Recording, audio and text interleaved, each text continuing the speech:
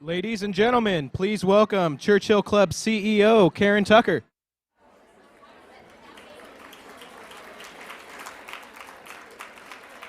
Thank you. Hello, everyone. My name is Karen Tucker, and I am CEO and board member at the Churchill Club. And tonight, we present Women Tech Executive Roundtable 2009. And with us are Janaki Akella of McKinsey, Barbara Carbone of KPMG, Nancy Duarte of Duarte, Inc., Gerri Martin-Flickinger of Adobe, and of course, Ann Winblad of Winblad Partners, Venture Partners. Thank you all for being here. Our lead sponsor for this program is SAP, and we are very grateful for their support and sponsorship. McKinsey & Company is our supporting sponsor tonight, and we certainly appreciate them as well. So could we please give them a nice hand for their support?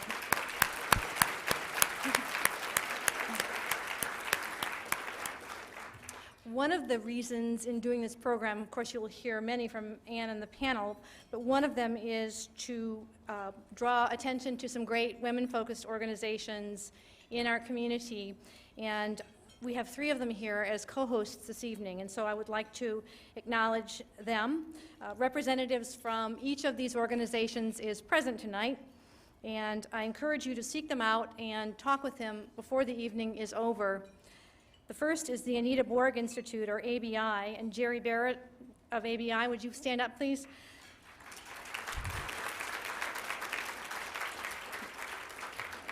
ABI focuses on recruiting, retaining, and advancing technical women. Thank you, Gerri. Our second co-host in alphabetical order is Astia, and Jane Gervais of Astia, would you please stand up?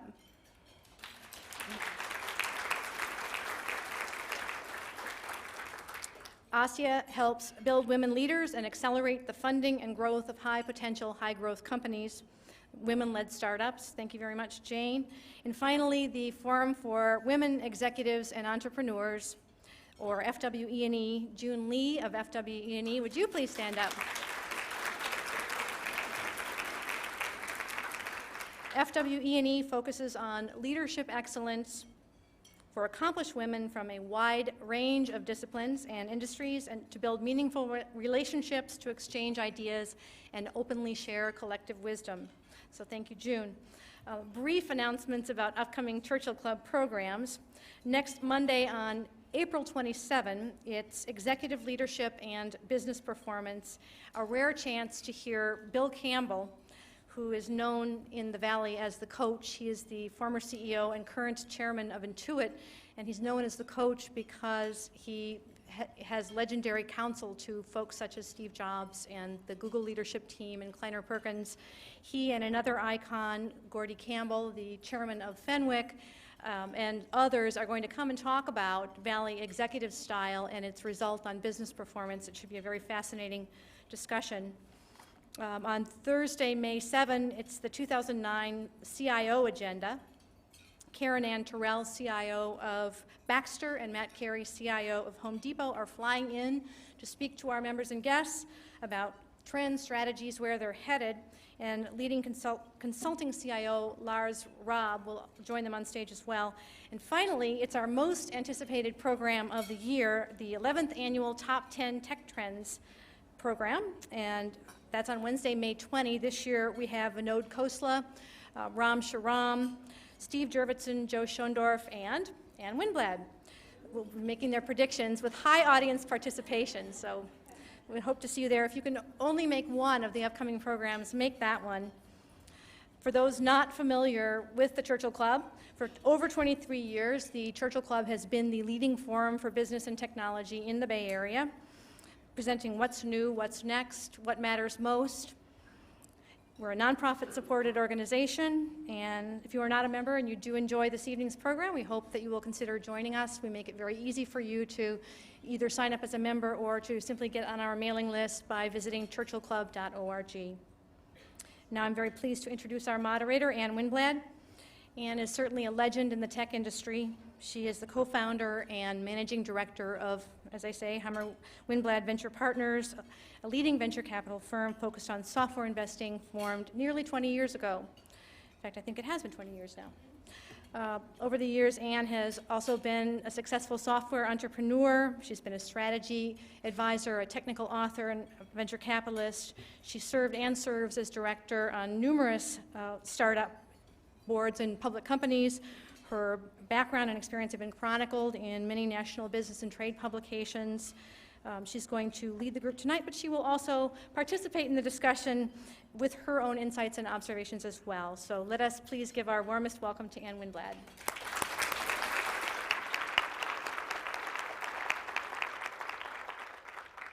I think one thing you learn is if you are being called a legend, you probably also need to wear reading glasses. So as soon as you need them, you'll be ready. So welcome, ladies and gentlemen, to our dinner party. I guess we all invited a few guests here tonight. This is the second year that the Churchill Club has done this women's event. So we did it for the first, or they did it for the first time last year, and that was last July. Just to kind of remind you what's happened since last July, which is about 9 months ago.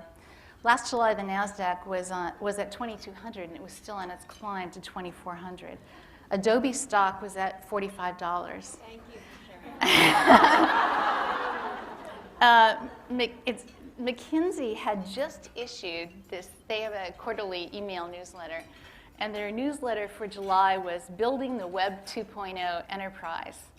By September 15th, the McKinsey tone had changed, and the title of their email blast was Positioning for a Downturn. So I guess by now we've all learned how to assume the crash position. As a venture capitalist, you can't be a venture capitalist unless you're an optimist. And we also thrive on disruption, although I would say that we would like it in a little bit more moderation.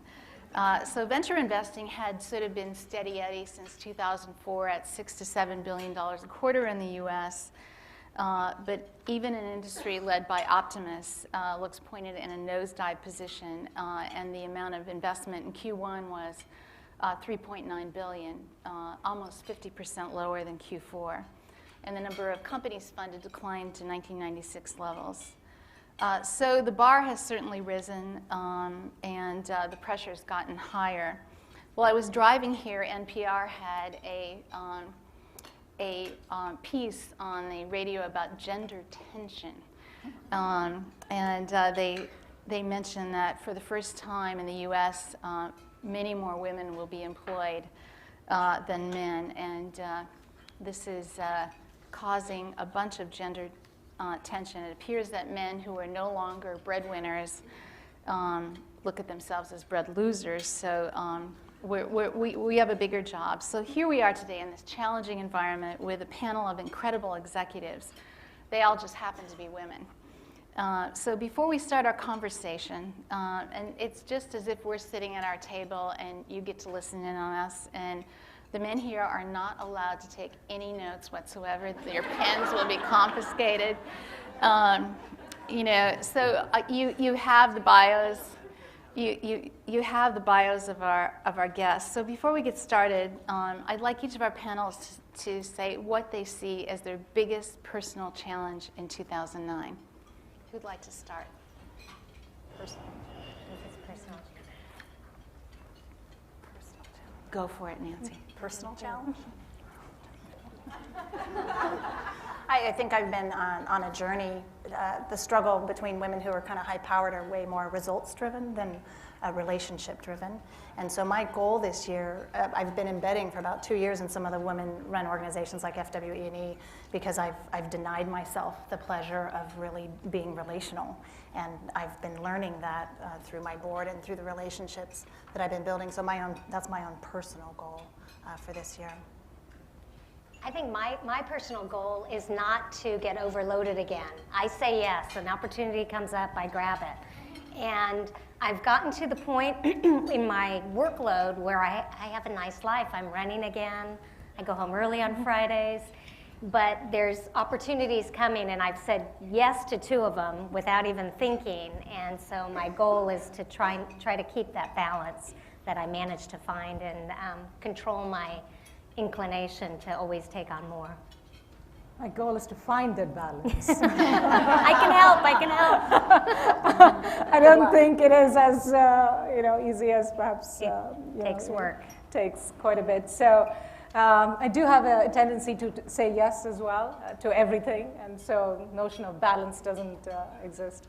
So would love to perhaps use some of this opportunity in order to try to find a more even keel and a sustainable pace. I can't add a lot to that. I think what I would say is, for me, it's really hard in a down economy to keep positive momentum and to keep high energy and to come in every day and say, hey, let's do it again. Let's take that next mountain. And I think for me that's a personal challenge, because I think a lot of what's motivational about leaders, whether they're men or women, is their ability to build the vision for people to follow. And when the economy looks like this right now, frankly, as a leader, it's really hard to come in every day and be excited. And you have to keep doing it. And for a personal challenge for me is to keep finding that place in myself that can come in every day and say, we're going to do it again. Let's go take that mountain. and mean it at least enough to keep us moving forward. Yeah. That's hard. So let's start with some good news here. Last week, the Fortune 500 list was issued. And this was the largest number of women CEOs ever, 15, that's 3%, appeared on this list across diverse industries, including our own famous Carol Bartz, who is in the news a bit this week, and we'll talk about that later. Did anyone on the panel notice this? Did you see this as any kind of turning point? Are you counting any of this stuff, or do you care? I know it's just a matter of time. I mean, it's right? I think there's so many good women out there. I think people just didn't know way back when what a female CEO looked like. How do they act, and what's okay and what's not okay. And now I think people envision it, and so it's easier to move people into that position. We've got some role models. There aren't the barriers, I think, that were there 10, 20 years ago. So. I was going to say, it seems to be that, we make news quite easily. I'm not counting, but I actually experienced a little different challenge recently. For the first time in my career, I actually had more female direct reports than male direct reports, which was the first time in my career. And I didn't set out to do that. I just sort of ended up in that situation. And frankly, and this is a risky thing for me to say, I had never realized how very, very different men and women are to manage. And it frankly wasn't easier having a large staff of women reporting to me. And I'm not trying to say something bad. I'm really not. It's just a different style. And we are tuned in business to a certain kind of style norm.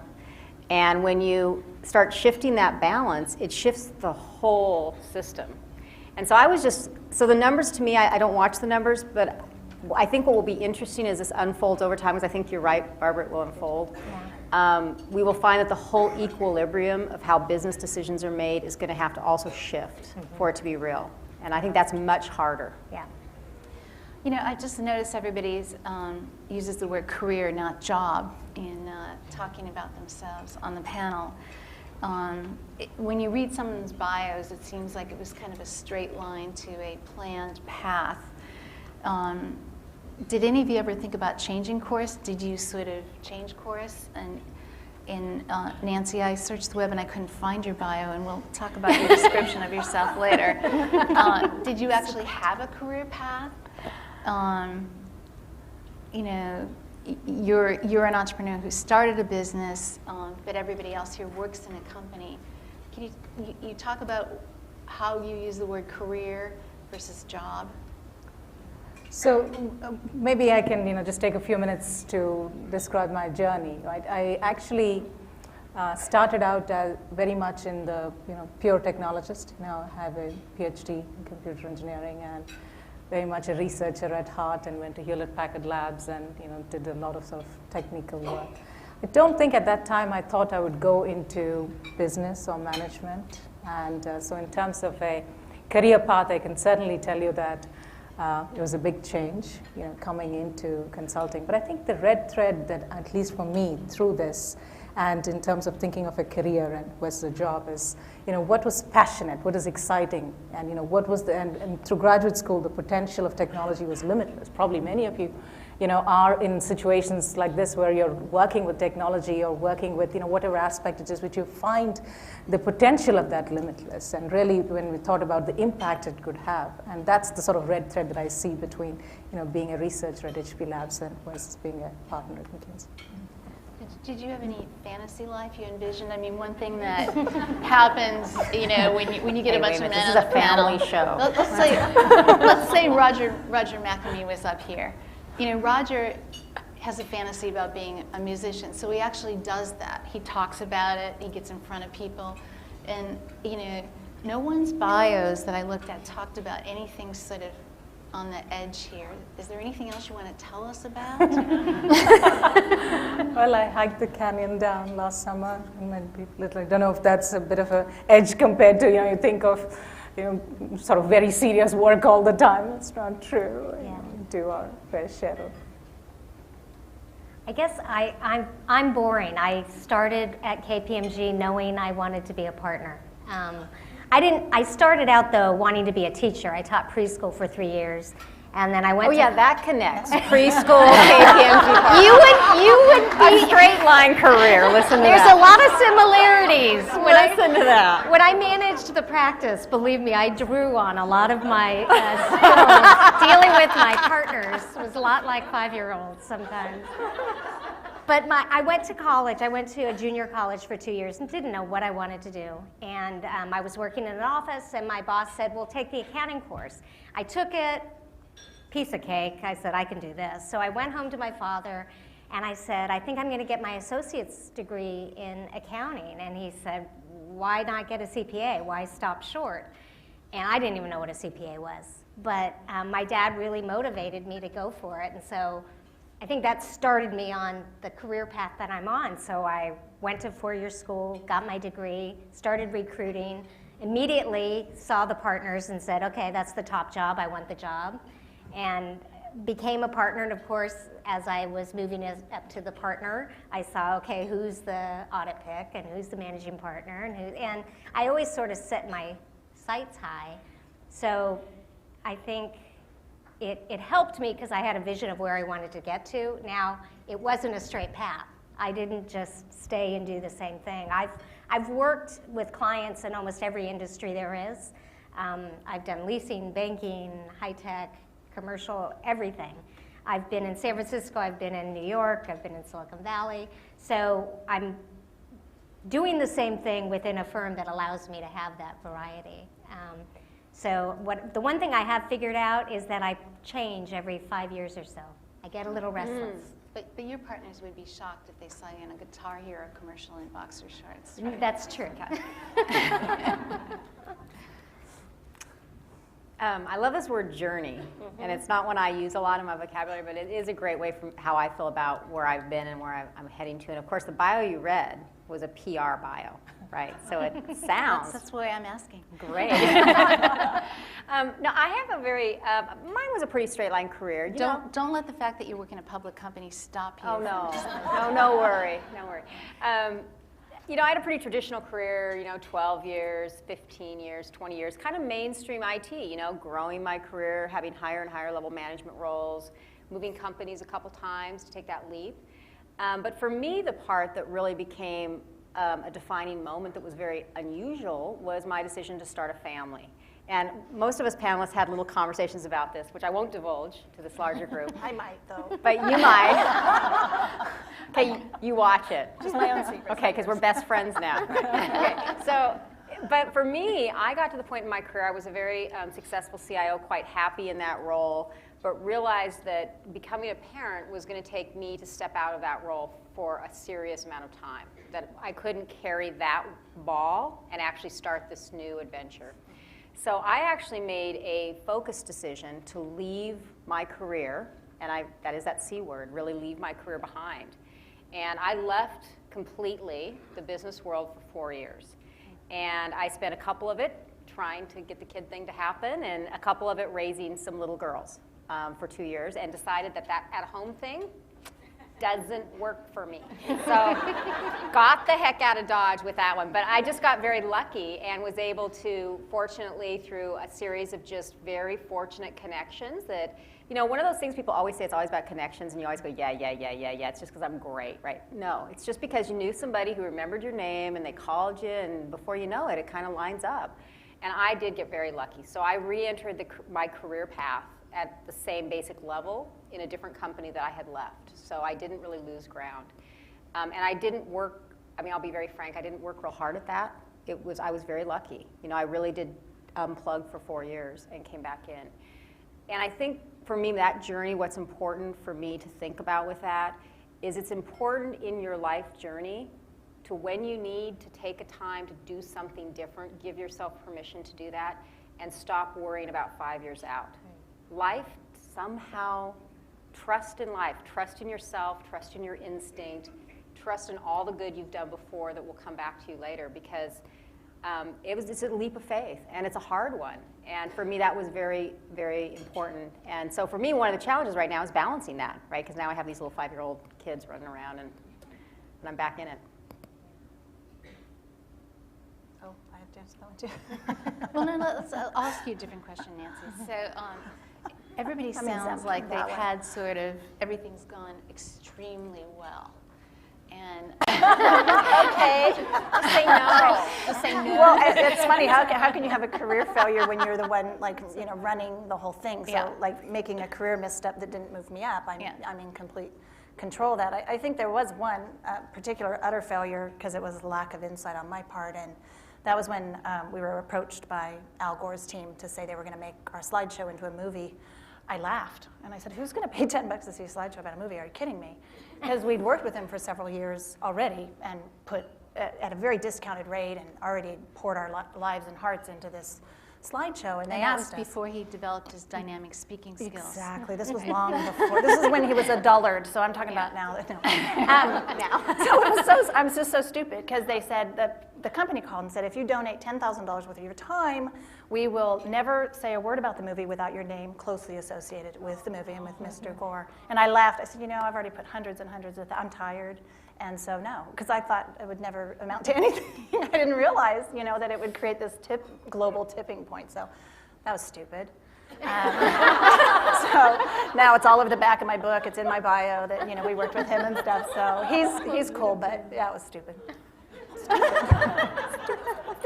You all saw the movie, and I should have done it. All right, we got to top Nancy here. Come on. What was the worst day of your career, Barbara? I erased it from my mind. Okay.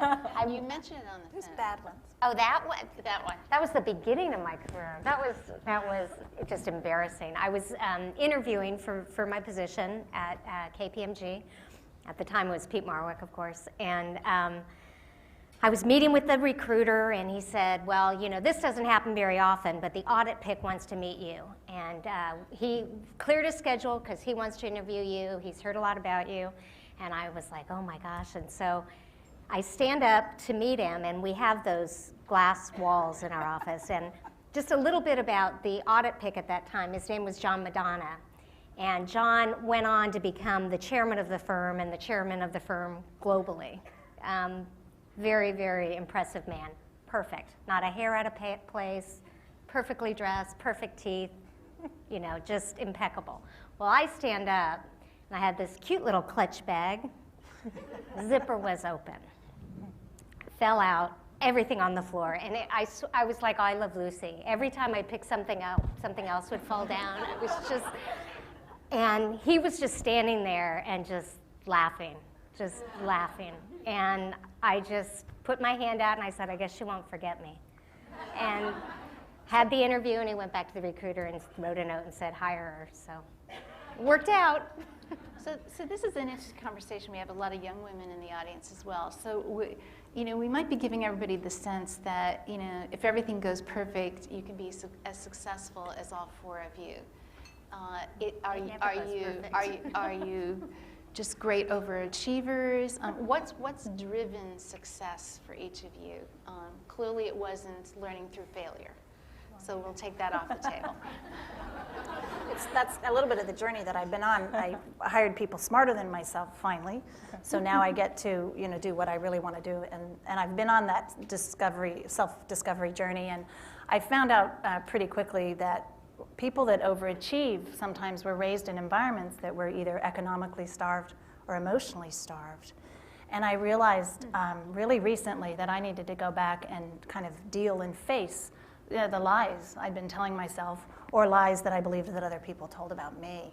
And that was this driver to be overachiever. I mean, God, just trying to way overshoot the moon. And I had to cut myself some slack and learn to love myself. And I never felt like I was successful till about a year ago. Had some kind of breakthroughs with my mom and some other things happen. And it was a struggle for me to congratulate myself. I just was in denial. And it's really weird how that happens, how you're working so hard for acceptance and then you finally arrive and you don't notice it. Because you're so driven, you're just in this panic mode of trying to be loved by someone who ignored you or was too caught up in their own issues to give you what you needed. And so I'm hoping I'm over the overachieving phase. I'm sure I'm going to move into this new one of all these other undiscovered flaws, but that's been really a good kind of restoration thing, and that's what was the root of my overachieving. So it's a little curious, and especially when you said that, Barbara, that you set your sights where you want to go. I think it's a little different for me. I don't think, I got up and said that I'd like to be at a particular place, but I think at every small step I dared to dream big, right? It's at whatever the small step was, whether it was getting into graduate school or getting into the, first job after that, or the thesis or whatever. You saw yourself graduating, not just I saw myself, sort of trying to extract the most potential out of that and making an impact there. And I'm a little curious. I'd be curious, how you think about it, whether that's maybe a difference between, men and women. I don't know. But it seems to me a lot of what I did was to dream big every small step of the way. And I think it is. I mean, I've been in environments with peer CEOs where the women did everything. They showed back at the monthly meeting with the homework done and the business plan figured out and the marketing figured out. And the guys were just kind of like, what was the homework again? We were supposed to do something between, we were just like, we wanted to do it right. And granted, we were very outnumbered. And I think it does make, I think it is what's different because we only have, you're so busy with your two little twins or whatever, so we have to seize every moment. I have an amazing husband, man at home that's taking care of it. I have a little bit of a kept man myself.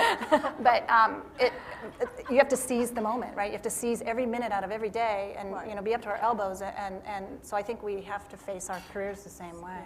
I think I had that experience and that drive too, but I got kind of stuck because I was working all the time and I was saying yes to everything and I was in the office constantly and I was being told, you're at the top of your class, you're doing great, you're a great performer. What they weren't telling me was that they weren't seeing me at the next level because I was a good worker, I was a good doer. I could always get the job done. One of my counselors told me, what's great about you, the best trait about you is that you've got expandable capacity. We could throw anything at you and you'll get it done. And to me, that was, wow, okay, throw some more. I'll keep going. And finally, I had two partners. It actually took two of them telling me the same thing. One said, something's wrong. He was a Texan, Terry Strange. He eventually became the... Don't write down these names. All these people. Christine knows them because they worked on the account with us.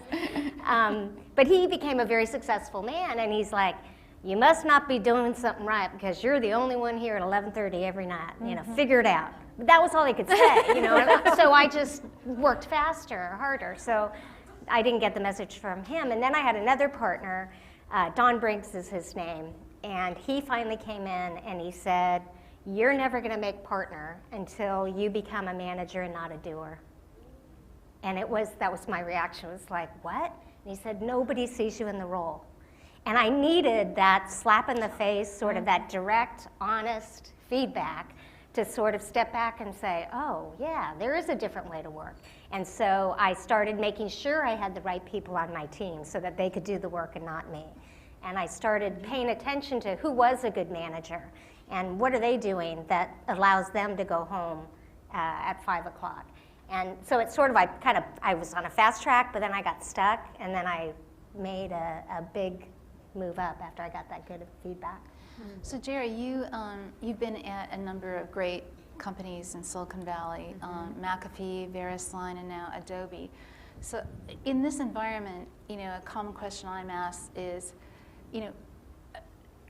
is it okay in a bad economy to change jobs if I don't feel like I'm in the right job? How did you decide to make those changes to go, to different companies? Was there risk in those changes? There's always risk. I mean, risk is facing all of us every day, so that goes without saying. I think for me, when I chose to make the move from VeriSign to Adobe, it was actually a very difficult decision for me because I'd only been at VeriSign a really short period of time and was enjoying what I was doing, felt like I was having the kind of impact I wanted to have. But frankly, what appealed to me about Adobe was not just the fact that there were a couple elements of the job that appealed to me and my career growth that would give me some new ways to grow, but also I really looked at the company culture. And I think for women especially, I noticed they become very sensitive to the cultural surroundings they're in the company. And I think it's very important for everyone to constantly be seeking, at whatever point in their life, the right type of cultural surrounding to help them achieve. And I was looking for a company because I was a parent with young kids who valued family values, who thought it was really cool if you could figure out how to get your work done by 6 and get home. And they thought that was a bigger deal than staying till 11. And they really mean it. And a company that takes a little more time to think through some of the decisions and is a little less reactionary than typical high tech. And those were some of the attributes I saw at Adobe, frankly. And so even though there was a risk, and for me, candidly, the biggest risk was leaving a company I'd been with such a short time, because you don't want to mar your resume that way, right? It looks kind of funny when you have something less than a couple years, right? But it was literally presented to me as an opportunity. It was a call in to me. I didn't go looking for it, and it just all worked out. I mean, again, that optimism, I keep saying that, just works out. Just follow your instinct, follow your gut. When you're presented with an opportunity that feels like a better fit, leap. And that can happen in a good or a bad economy. I mean, people are still hiring right now. People are hiring top talent. Top talent is still hard to get, right? People are bidding for top talent. If you feel like you have a talent in your heart and are looking for a better culture to explore that talent, go looking for it. This is a great time to do it. Don't be scared. So I read this on a website the other day, and it's a quote. "I'm a conquistador who liberates the undiscovered, sets boundaries for safe play, and builds fortresses where dreams can be realized. I create, protect, and conquer the future with extreme respect and reverence for the past." How many women here would feel comfortable describing themselves as a conquistador? Raise your hand. Well, we know you. All right. We're going to have a survey of which panelists we think describe themselves that way. Janaka. Raise your hand if you think it's Janaka. Barbara.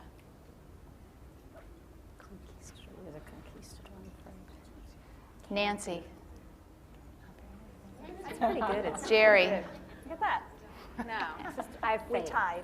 We're tied. And you're tied. It was Nancy. It was Nancy. So Nancy, have you had any interesting responses from other people in the description of I think yourself? people are shocked, like you are. I wasn't shocked. I thought it was fabulous. Conquistador. It was a journey, I think, to get there. We went through, about 10 years ago, we went through personality testing with a life coach. And it was really clarifying for me because my verb was, to conquer and liberate. My husband's verb is to relax in my life mission statement. Those are the verbs in our sentences. Clarified everything from how we approach raising kids to, everything. And, sorry, did you say this is rated G? I'm kind of a PG-13 girl. So what happened was, one of the key words that kind of bubbled up from these testing was that I was rebellious, and I cried. I really cried about that, because I was like, I'm not rebellious. I am not rebellious, And he said, no, Nancy, this is good, because what you'll do is you'll have the boldness to lead rebellions on behalf of other people for the sake of the people. And so what's happened has been that that's what I do, and I create these really safe places. I have to go out and be the scout that machetes down and defends the company from the attackers, and I create this really safe environment where my team gets to take risks, right? So I am kind of a conqueror and liberator, but it's on behalf of a people group. So it's not like me for the sake of rebelling. It's me, creating this really cool environment for people to thrive. So. Can we all go there? Yeah. We use Adobe products, hundreds of thousands of dollars of Adobe products. Cool. Yeah. Let's talk afterwards. Yeah. When I was in high school, my dad was the high school guidance counselor. He was the high school basketball coach, and then he got a little older.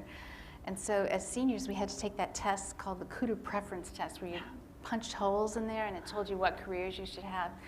And so I was really excited about that because I thought, I like a lot of stuff. I wonder what I'm going to test. And I said, Dad, can you tell me in advance? He goes, no, you're going to have to take the test over. So on the fifth time that I took that test, I had now memorized the test. I mean, I could do it, by Braille at this point in time. So my dad didn't like the answer that my first choice that I should be a general in the Army, or the second I should be an actress. So there are, maybe those traits help, but You do a little of both right now. Yeah, that's right. Yeah. So the reason I bring this up is about competition. Clearly, when you get to be the CIO of Adobe or a partner in firms or running your own firm, there's only one CEO, there's only one CIO at Adobe. There's a limited number of partners. Did you have to compete for your jobs, and how did that manifest itself? Every day. I mean, the culture in a Big Four accounting firm, back when I started, it was Big Eight. It's all about up or out. And so you're competing every day in everything that you do, from the engagements that you get, which, who gets the big ones, who gets the little ones, who's stuck in government, And so you paid attention to that sort of thing. It's true.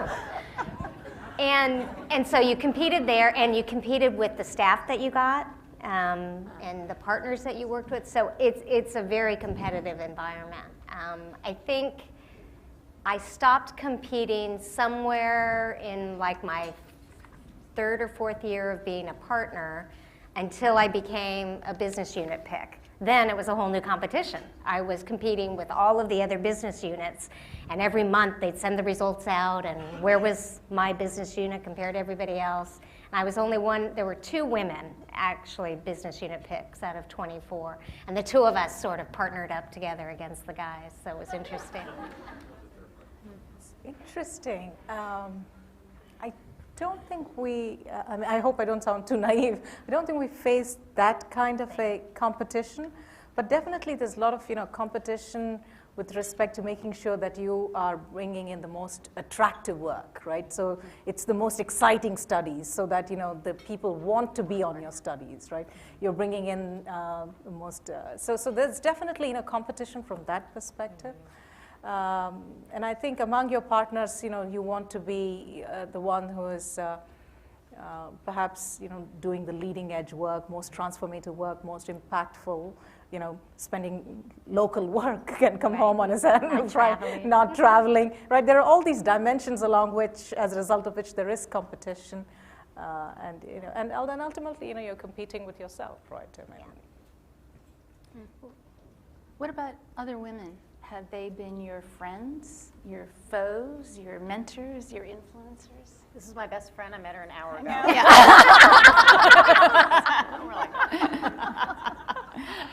I was really lucky. Being from the San Francisco office of KPMG, I always had female role models. So this being a woman role model sort of was new to me when I became a partner and traveled. Well, when I was a partner in charge of HR and went to New York, it was amazing to me how little exposure people had to female role models. I was just shocked. But lucky for me, I had lots of them. So I think that's always been good. Yet, the ones I learned the most from were the men that I worked for, I think. But there was one the manager I worked with the most, then she became a partner, Jody. At the time, I really resented her because she was driving me and pushing me and, you know, making me get things ready 2 weeks before the meeting, and just, she was really pushing me. So you thought she was mean then? I thought she was mean, yeah, and that, you know, I don't need to be told what to do, kind of that. And now we're great friends, and she's on the board of one of my clients, and she is so proud of me, and it's really fun. Our relationship is great, but we talk about some of the run-ins we had back when I was a young pup, and now she can kind of let me know what her tactics were. It's interesting. I just compete with men. It's easier that way. It's easier. So one of the questions we always ask when we're interviewing candidates for our companies is, how do you deal with change and uncertainty? And certainly as we began today, we talked about, we've got uncertainty in spades. Funny. But I